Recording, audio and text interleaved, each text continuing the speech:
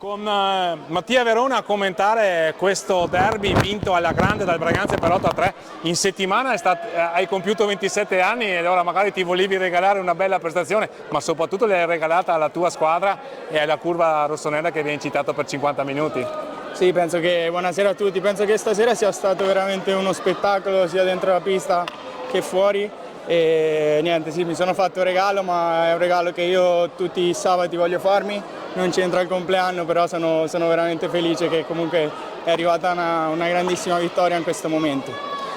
Sicuramente Valdagno magari ha dovuto fare i conti con l'assenza di Giuliani, ma voi avete dovuto fare i conti con gli acciacchi che vi hanno impedito per esempio di vedere in pista Mattia Cocco, per cui diciamo le difficoltà si sono compensate. Hai avuto un gran lavoro da fare, ma sei stato aiutato anche dai compagni che abbiamo visto parecchio determinati in difesa. Certo, sicuramente è così quando ho i compagni che danno tutto, che lottano per un centimetro.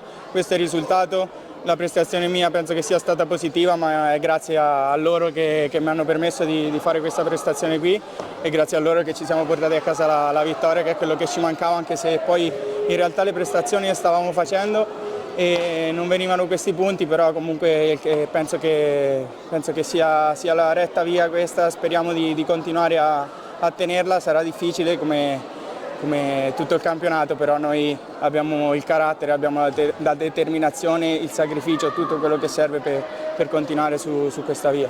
Assolutamente, ti lascio andare a festeggiare con i compagni. Complimenti Mattia e buona settimana di lavoro, perché la prossima trasferta follonica sarà dura. Grazie mille, io ancora voglio fare i complimenti ai miei compagni che sono stati grandiosi sia in panchina sia in pista.